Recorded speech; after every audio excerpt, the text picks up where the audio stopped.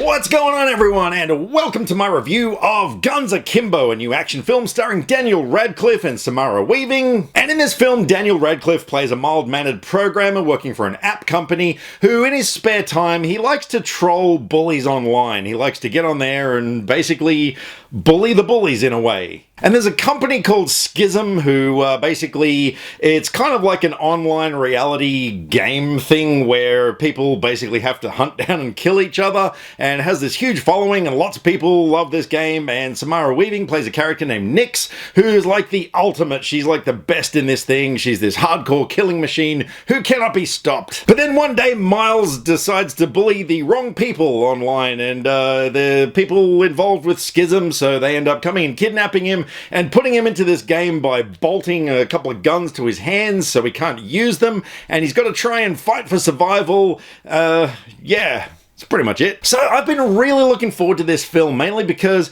I love action movies that do something groundbreaking, that are just over the top and balls out wild, and I'm gonna be comparing this movie a lot to Crank and Crank High Voltage, which were a couple of action movies that came out in the 2000s starring Jason Statham, and those movies were revolutionary in the way that they were filmed and edited, and they were just incredibly great action films. And I kind of feel that this movie tried to be those films. I think it was heavily inspired by them and a few other things, and so yeah, from the trailers I thought it looked like a really solid film, so yeah, needless to say, I was really excited to go along and see an early screening, and kind of wish I didn't, because Guns Akimbo it's shit. It is a really bad movie. I have never been more bored in a so-called action film in my entire life. So from the opening scene, it starts off with a scene where Nyx is being hunted down, kind of an introduction to her character. I don't know why we're being introduced to her character straight away, but it's world building. You know, this whole thing, yeah, is this whole different universe that the creators of the film tried to make. But it lost me straight away. It's this fast-paced, fast-cut, hyper car chase shootout action scene, and it just, I don't know, there was something about it that I can't quite put my finger on, that it just looked messy, like there was no flow to the editing. It just really lost me straight away. And then we're introduced to Daniel Radcliffe's character, and, you know, I mean, I love that guy as an actor. I love Samara Weaving as an actress. I mean, after Ready or Not, I was so looking forward to seeing what she came up with next. We're introduced to his character, and he's just bland. He was such a vanilla character. I mean, the thing, you don't really get a motivation for him till halfway through the film. Like, he just reacts to everything. You know, this character had no purpose. And it's hard to care about a character that you're not on board with their story arc if they don't have one. I mean, look, it's not really a spoiler because it is in the trailers, but kind of halfway through the film, like, his ex-girlfriend, who's kind of his only sort of confidant in this whole thing, she gets kidnapped by Schism, but you know, by then, like, we just don't care about him enough to even care about that happening. And not only that, it's his ex-girlfriend. It's not like there's any sort of vested interest in why he needs to save her. And Nyx's character as well, like, she kind of gets like a motivation towards near the end, and I don't know why they didn't sort of settle this stuff up at the beginning, like give these characters a purpose, make us care about them, because without that, it's just a big mess. Like, this whole film was just, it just looked like, as my friend Justin said, a bunch of film students got together and tried to do something experimental. And like I said, it really tried to look like the Crank films. It tried to look like Scott Pilgrim. It was just inspired by a whole bunch of things in terms of sort of crafty editing and cinematography, but it just felt like an imitation. It didn't feel like it took inspiration from those films and did its own thing. It just felt like it was just straight ripping off everything else. But at least with the Crank films, Statham's character, Chev Chelios, like, he had a purpose. You know, this guy wakes up after he's been poisoned and he's got this serum in him that's going to kill him, and so he's got a race to stay alive and find the people who did it and get revenge, but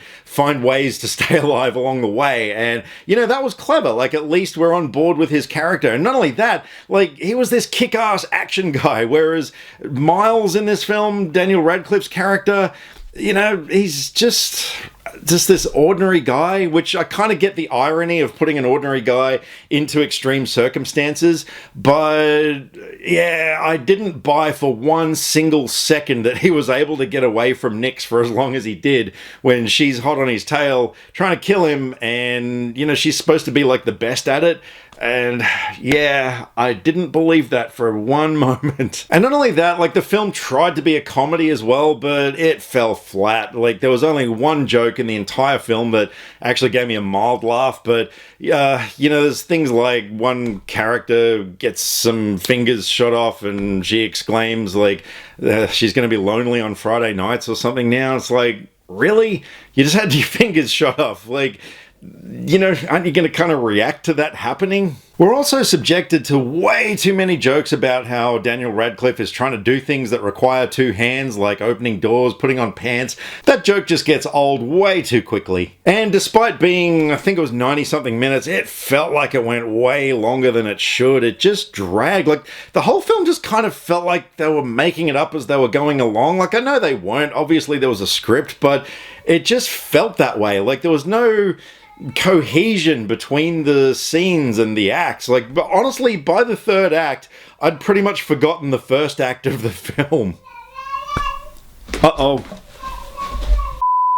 I also didn't like the antagonist in the film, this character named Richter, who was this bald guy covered in face tattoos and stuff. And, you know, he was like supposed to be really flamboyant and over the top, and that's fine, but I just didn't buy into his character.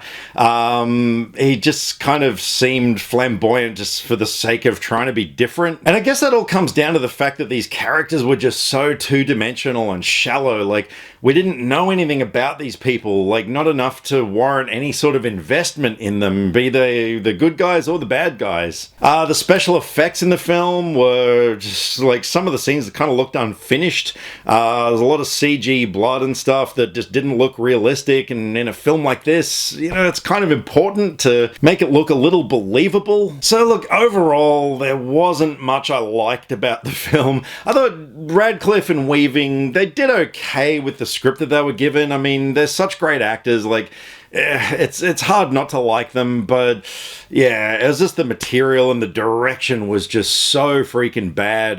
Rhys Darby is in this film for no reason whatsoever. You could just take his character out completely and it wouldn't have made any difference whatsoever.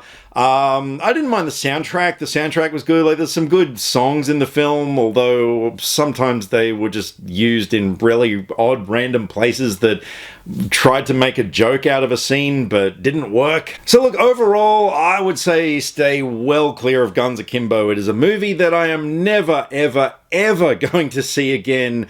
I kind of regret going to see it in the first place, and I'm going to give Guns Akimbo a 1.5 out of 10. And for those of you wondering why I reviewed this film and not Bongo, I just kind of felt like he couldn't really convey in his own way, like, what I wanted to say about the film this time around, particularly like the, you know, comparisons between movies like Crank and, yeah, things like that. Yeah, I wanted to do this one. But anyway, that's what I thought of Guns Akimbo. So, yeah, look, if you've seen the film, let me know what you thought of it. And look, if you liked it, let me know why. I mean, I hold absolutely no judgment. I wanted to be one of those people who liked the film. Sadly, I just couldn't. But, yeah, if you liked it, let me know why. So fire away, drop me some comments either here, Facebook or Twitter. All the social media links are in the description below, because I like to talk about movies and I would love to talk about movies with you. Catch you next time. Click subscribe to stay up to date with all the latest movie reviews. Skynet will be taking over any day now, so what have you got to lose? Nyah.